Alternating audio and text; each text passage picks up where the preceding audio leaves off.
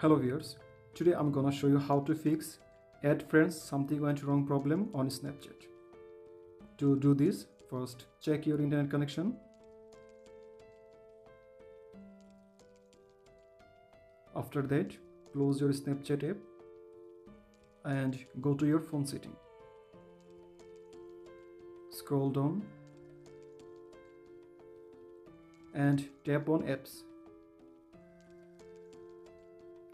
And now search for your Snapchat app. Tap on Snapchat,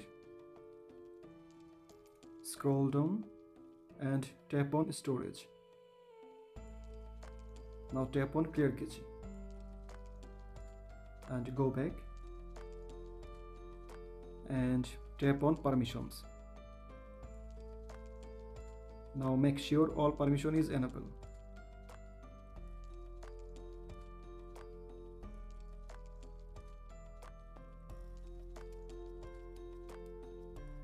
After doing that, go to your Play Store and search for your Snapchat app. Update your Snapchat if it's available. Just open it and go to your friends section. And let's try again. If you're still facing this problem, then it's an server issue. Just wait a bit and try again later. Thank you.